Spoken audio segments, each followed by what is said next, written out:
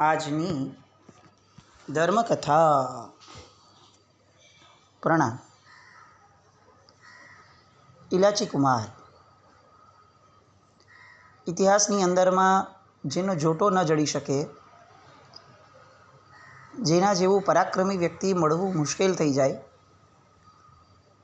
અને જેના પ્રેમની અમરગાથા ગાતા ગાતા સદીઓની સદીઓ ઓછી પડે એવું પાત્ર.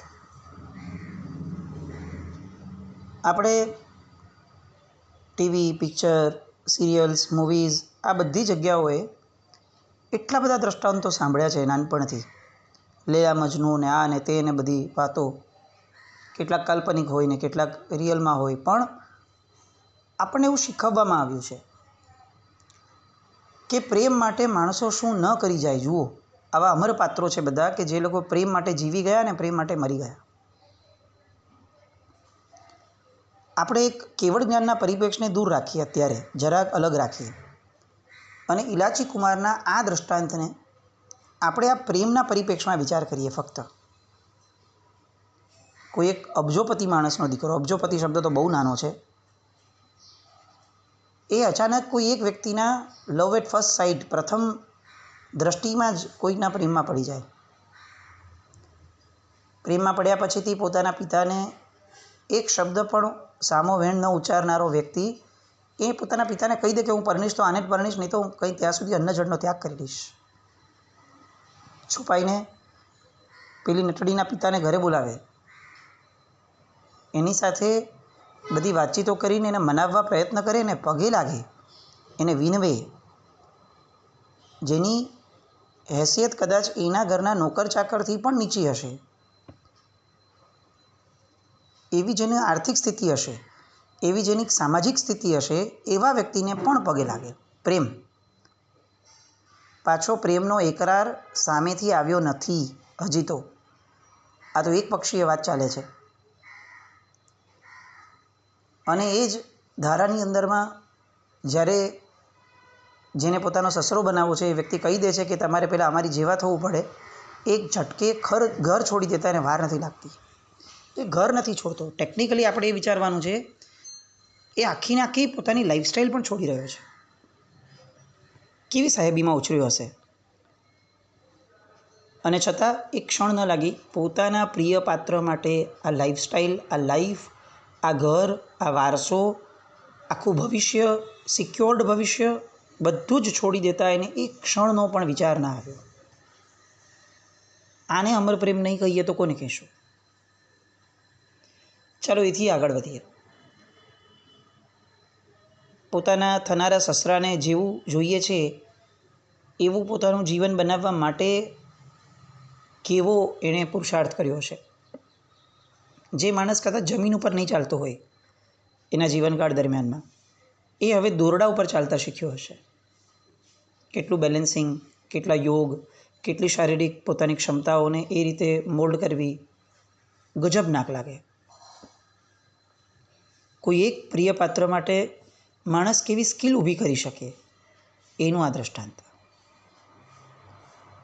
અને અંતે જ્યારે એને ટાસ્ક અપાય છે કે તમે કોઈ એક રાજાને રીઝવી દો, અને એ રાજાની પાસે જવાનું થયું અને હવે એ ખેલ રચાય છે. આગળ શું થાય છે એ વાતો આપણે એને ધાર્મિક પરિપ્રેક્ષ્યથી હંમેશા જોઈ છે કે દોરડા પર નાચતા નાચતા કેવળ જ્ઞાન થયું. પણ એ છેલ્લી વાતને, દાખલાના છેલ્લા જવાબને એકદમ બાજુ પર મૂકી દઈએ અને આ ઘટનાક્રમને જ્યારે માણવાનો પ્રયત્ન કરીએ ને ત્યારે ખરેખર એવું લાગે કે ઇતિહાસની અંદરમાં આનાથી અમર પ્રેમ કથા એ કદાચ બીજી કોઈ નહીં હોય. નંબર 1. નંબર 2, આ પ્રેમ કથામાં જ્યારે વળાંક આવે છે ત્યારે પ્રેમ કઈ રીતે મોક્ષલક્ષી બની જાય છે એની જે વાતો છે, આ વાતો પણ કદાચ બીજે ક્યાંય મળે નહીં એવી જડબે સલાક આપણને સમજૂતી આપતી વાતો છે. સામાન્ય રીતે કોઈનો પ્રેમ તૂટી જાય, કોઈનો પ્રેમ કોઈ દગો કરે તો શું થાય? માણસ હતાશ થઈ જાય. આપણે સાંભળ્યા છે, જોયા છે બધા દ્રશ્યો ટીવીમાં ને લાઈવ, ઘણા દારૂ પીવા લાગે ને જિંદગી ખતમ થઈ જાય ને નિરાશ થઈ જાય. આપણે ખરેખર કેટલેક અંશે અભિવ્યક્તિઓમાં અધૂરા છીએ. જૈન શાસનની ગરિમાને અભિવ્યક્ત કરવામાં આપણે બહુ જ ઊણા ઉતર્યા. આ પાત્રને આપણે જગત જાહેર મૂકવું જોઈતું હતું, જગતના ચોકની અંદરમાં મૂકવા જોઈતું હતું કે જુઓ, એક પરમાત્માના શાસનને પામેલું વ્યક્તિ જ્યારે પોતાના પ્રેમને પણ તૂટતો જુએ છે, ભંગ થતો જુએ છે, ત્યારે પણ એમાંથી જ એ મોક્ષનો માર્ગ પ્રગટાવી શકે છે. જો એ જૈનત્વને પામેલો છે તો, જો એ જૈનત્વના કોઈ પણ એક અંગનું આલંબન લે છે તો. આ દ્રષ્ટાંતને તો આપણે છડે ચોક મૂકવા જેવું હતું કે જુઓ અમારો ધર્મ શું છે, એ કેવી લાઈફસ્ટાઈલ શીખવે છે. હતાશ થયેલા માણસને ખાલી ઉત્સાહી થવા માટે પ્રેરે છે એવું નથી. એ તો બહુ સામાન્ય વસ્તુ છે. મોટિવેશનલ નથી અમારો ધર્મ. અમારો ધર્મ, અમારું શાસન એ તો છેક મંઝિલ સુધી લઈ જવા માટે સક્ષમ હોય એવો માર્ગ કંડારનારો છે. આ રીતે આપણે આ દ્રષ્ટાંતને ઉજાગર કરી જ શક્યા હોત. આપણે કર્યું નથી ક્યારે. આપણે આપણા દ્રષ્ટાંત ઉપર પાછા આવીએ. નટડી ઊભી છે મધ્યમાં. વંશ એટલે કે જે લાકડું સ્થાપ્યું છે, જેના ઉપર એક નાનકડું પાટિયું છે, એના ઉપર નટડીને ઊભી રાખી છે. 16 શણગાર સજીને ઊભેલી સ્ત્રી છે.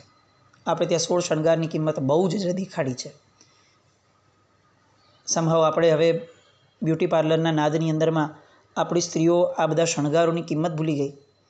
કારણ કે આ બધા શણગારોનું જેમ બાહ્ય દ્રષ્ટિએ, રૂપાળા દેખાવાની દ્રષ્ટિએ જેટલું મહત્ત્વ હતું, એના કરતાં કંઈક ઘણું મહત્ત્વ શારીરિક દ્રષ્ટિએ પણ હતું અને આધ્યાત્મિક દ્રષ્ટિએ પણ હતું. વિષય અલગ છે એટલે આપણે એમાં નથી જતા. પણ બહેનોએ ખરેખર સમજવા જેવું છે. એના કરતાં વધારે હું એમ કહીશ કે આપણા વડીલોએ આ સમજવા જેવું છે કે એને કઈ રીતે સમજાવાય. આપણને દરેક જગ્યાએ એમ થતું હોય છે કે આ જનરેશનને આ સમજવું છે, આ સમજવું જોઈએ, આ સમજવું જોઈએ, પણ એને સમજાવવું કઈ પદ્ધતિથી, એ પદ્ધતિ આપણે સમજવી પડશે. એને ન ગમતી પદ્ધતિઓથી શીખવાડતા રહીશું અને પછી એમ કહેશું કે એ સમજતો નથી, એ નહીં જ સમજે. એ નહીં, એની જગ્યાએ આપણે હશું તો આપણે પણ નહીં સમજીએ. સમજાવવાની પદ્ધતિઓ એ શીખવવાની આપણી તૈયારી નથી. આપણે આપણી પદ્ધતિઓમાં કોઈ બદલાવ નથી કરવો અને એને કેવું છે કે તું બદલ. કેવી રીતે થશે? ઊભી છે નટડી મધ્યમાં, 16 શણગાર સજીને, આંખોની અંદરમાં કેટલાય ઓરતા લઈને ઊભી છે. એક આખી ઢાળ એ નટડીના મનની સ્થિતિની વાતો કરવા માટે અહીંયા રચવામાં આવી છે. આજુબાજુ બધા ઢોલ વગાડે છે, બધી સ્ત્રીઓ ગાથાઓ ગાય છે, ગીતો ગાય છે અને એ જે વંશ એટલે કે લાકડા ઉપર મધ્યમાં ઊભી છે આ નટડી, એની આસપાસ પ્રદક્ષિણા સ્વરૂપે બધા વાજિંત્રો વગાડતા વગાડતા ગીતો અને ગાન એ બધું ગાતા રહે છે.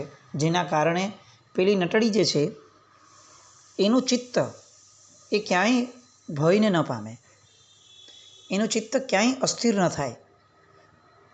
નાચતો નર એટલે કે ઇલાચી અને સામે દેખાતી નટડી, આ બંને વ્યક્તિઓ ફક્ત પોતાના જગતની અંદરમાં જ રહે. એક ક્ષણ માટે પણ એમની ધારા વિકલ્પવાળી ન બને એ માટે સંગીતનો ઉપયોગ લેવાયો, ગીતોનો ઉપયોગ લેવાયો. આખું આજુબાજુનું વાતાવરણ એ એકબીજાની અંદરમાં પ્રીત પાંગરે એ રીતનું ઊભું કરાયું. કારણ કે આ ખરેખર તો ખેલ પ્રીતનો હતો. ભલે રાજાને રીઝવવું હતું પણ મૂળમાં તો પ્રીત પામવી હતી. અને આખું આવું વાતાવરણ આ ઇલાચી કુમાર જ્યારે શરૂ કરે છે આ ખેલ, એની પહેલાં રચવામાં આવ્યું છે. પેલી નટડીના મનની ધારાઓનું વર્ણન બહુ સરસ રીતે અહીંયા કર્યું છે. એ પ્રીતમ મેરે જીવ કો પ્યારો, એ પ્રીતમ મન મોહન ગારો. આ રીતનું આખું એના મનનું વર્ણન મૂક્યું છે. આ કોણ છે જે સામેથી આવે છે? ઇલાચી એ કોણ છે? અબજોપતિ સૃષ્ટિનો દીકરો છે? તો કે ના, એ હોય તો એને મારે શી તમા.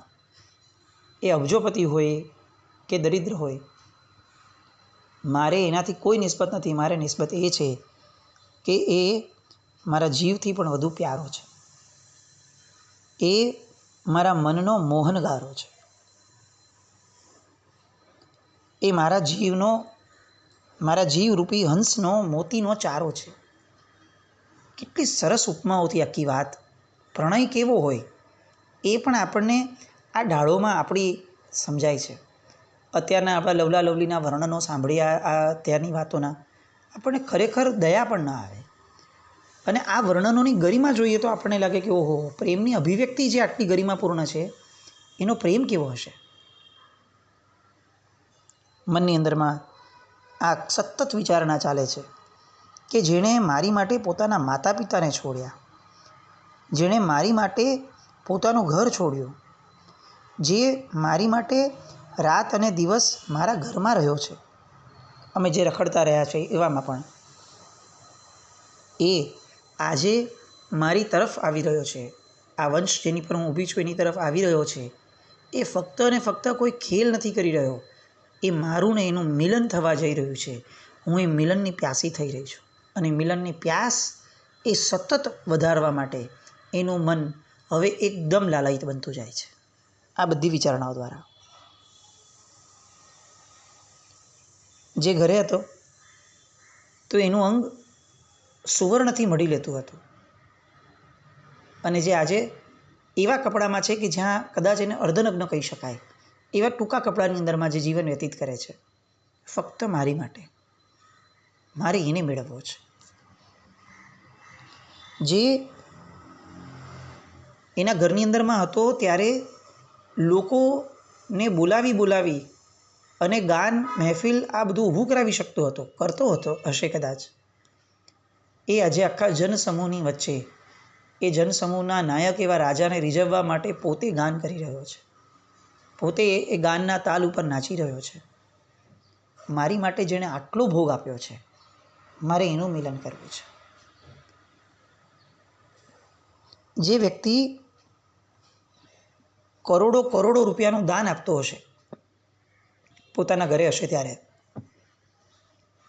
એ વ્યક્તિ આજે મને પામવા માટે હાથ જોડીને ઊભો છે. મને પામવા માટે, પેલા રાજાને રીઝવવા માટે જે પોતાનો જીવ દાવ પર લગાડીને ઊભો છે, એ વ્યક્તિને મારે પામવું છે. એના મિલનની આશ મારા મનમાં જાગે છે. જે વ્યક્તિ ઘરે રસવંતી થાળીઓનો થાળ જમતો હશે, એ આજે ઘરે ભીખ માંગવાની સ્થિતિ સુધી આવી અને જેના જમવાના કોઈ ઠેકાણા ન હોય, એ અવસ્થામાં પણ સુખેથી જીવી રહ્યો છે. મારે એવા પ્રીતમને પામવો છે.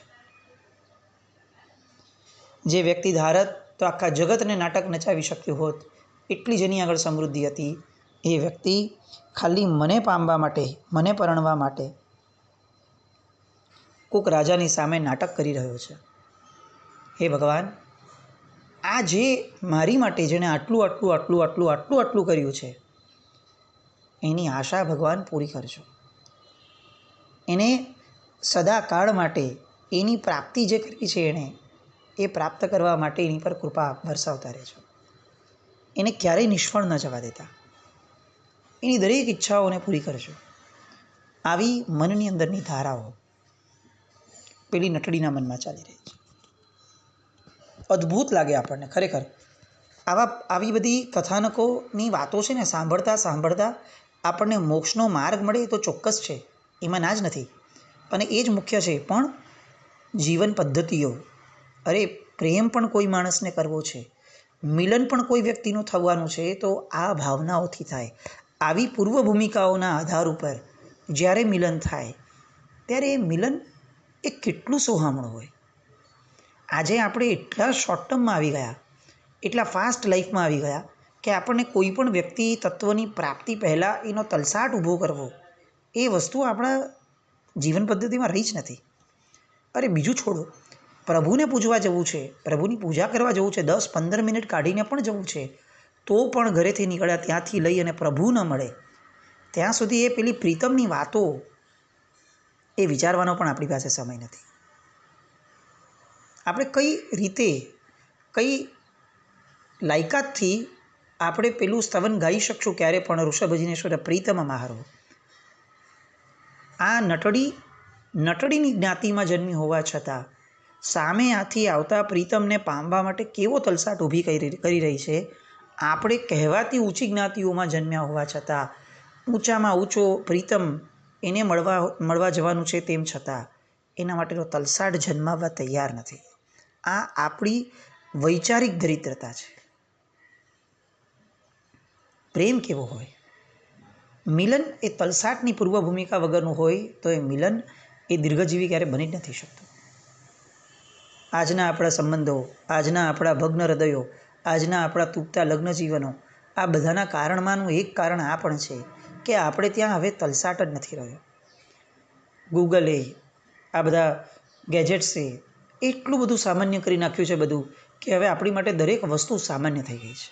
કદાચ આપણે જ સામાન્ય થઈ ગયા. પહેલાં જે લેટરો લખાતા હતા, મહિનાઓ સુધી, વર્ષો સુધી વિયોગ રહેતો, એ વિયોગ જે પ્રેમ જન્માવતો હતો, હવે એક ફોન કરો, એક વિડીયો કોલ કરો અને તમારો વિયોગ પૂરો થઈ જાય. વિયોગ જન્મી જ ન શકે. આ જે સહજ રીતે બધી સગવડો આપી દીધી, એના કારણે જે અગવડ ઊભી થઈ છે, એનો તોડ તો વિજ્ઞાન પાસે પણ નથી. અને આ હકીકત છે.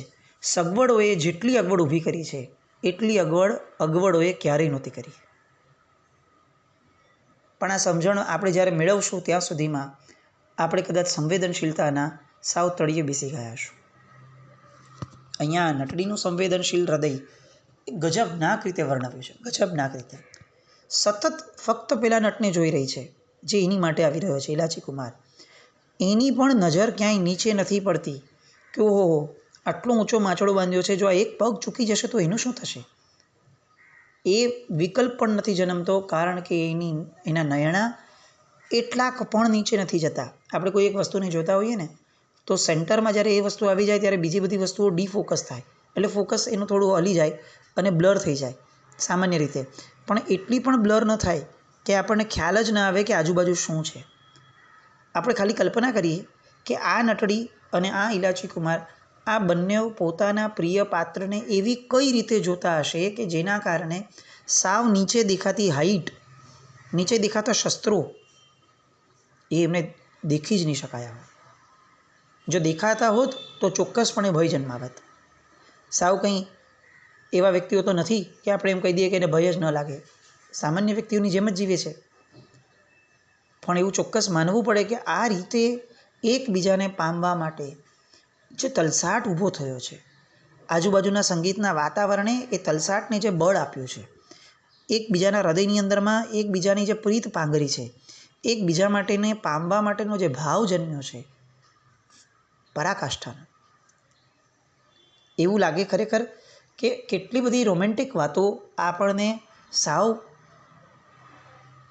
ભંગાર કહી શકાય એવા માધ્યમથી આપણને અત્યારે રજૂ થઈ રહી છે. એના કરતાં ક્યાંક ને ક્યાંક આપણે આવી બધી વાતોના ગાનને, આવી બધી વાતોને કંઈક સરસ રીતે મૂકી શક્યા હોત કે ભાઈ પ્રીત પણ કેવી રીતે કરાય, આવો અમારે ત્યાં. અમારા શાસનની અંદરમાં પ્રીત પણ કેમ કરવી એ પણ સમજાયું, અને પ્રીત પછીનો વૈરાગ્ય કેમ કરવો એ પણ સમજાયું. અમારે ત્યાં રાગના સ્થાનો પણ એવી રીતે ઊભા કરાયા છે કે રાગના સ્થાનમાંથી જ્યારે વૈરાગ્ય પમાય ત્યારે વૈરાગ્યની અંદરમાં લેશ માત્ર પણ ઉણપ ન રહે.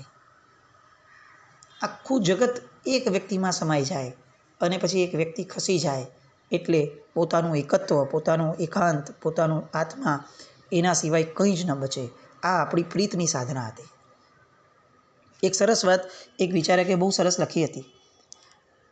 આપણે એને જસ્ટિફાઈ કરીએ છીએ એવું નથી, પણ આ જ્યારે બધી પ્રીતની વાતો ચાલી રહી છે તો એ પરિપ્રેક્ષમાં એમણે બહુ સરસ રીતે લખ્યું હતું કે હું જ્યારે કોઈની સાથે પરિણયમાં છું, હું જ્યારે કોઈની સાથે પ્રીતમાં છું અને હું એની સાથે જ્યારે લગ્ન કરું છું, ત્યારે હકીકતની અંદરમાં હું એની પ્રીત દીક્ષા લઉં છું. આ આપણા દીક્ષા ધર્મની વાત નથી, આ સામાન્ય લૌકિક રીતે જે શબ્દો વપરાય છે એની વાત છે. પણ એવું જતાબાને જણાવવા માંગે છે કે જેમ કોઈ એક વ્યક્તિ સંન્યાસ લે છે અને એ હવે એમ કહી દે છે ઈશ્વરને કે હવે ઈશ્વર સિવાય મારા જીવનમાં કોઈનું મહત્ત્વ નથી, મારા સ્વજનોનું પણ નહીં, મારી સગવડોનું પણ નહીં, ને કોઈનું નહીં. એવી રીતે હું જ્યારે કોઈની હારે લગ્ન કરું છું ત્યારે હું એની પ્રીતનો સંન્યાસ લઉં છું. હું શું કરું છું તો કે મારા માટે હવે આખા જગતની અંદરમાં આની પ્રીત સિવાયની એક પણ વસ્તુની મહત્તા નથી. એટલે લગ્ન એ પણ એક પ્રકારનો સંન્યાસ છે. બધી ગજબ વાતો છે. ભલે બધા પરિપ્રેક્ષો અલગ અલગ છે, કોઈક પ્રીતના છે, કોઈક રાગના છે, જે છે તે, પણ જ્યારે આપણે એ ફ્લોમાં છીએ, એ રસમાં છીએ, ત્યારે એ રસ આપણી અંદરમાં, એ શૃંગાર રસ, એ પ્રીત રસ, એ આપણી અંદરમાં એવો તલસાટ ઊભો કરવો જોઈએ. આપણને પ્રેમ કરતાં પણ આવડવું જોઈએ. એ કક્ષા જ્યારે આવે કે જ્યારે બધું છોડીને વૈરાગી બનવાનું છે, વિતરાગીના માર્ગે જવાનું છે, ત્યારની વાત બરાબર છે. પણ એની પહેલાંનું જીવન કે જ્યારે આપણે આમે પ્રીત કરવાની જ છે, જો કોઈની હારે, તો પ્રીત પણ કેમ થવી જોઈએ એની માટે પણ આ ઇલાચી કુમારના ગાન આપણે ગાવા જોઈએ, સાંભળવા જોઈએ. નટડીનો અંતકરણનો ભાવ.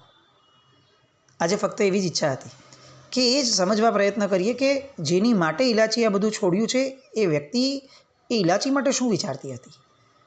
શું ગજબ નાક એનો પ્રેમ હશે એનો પણ.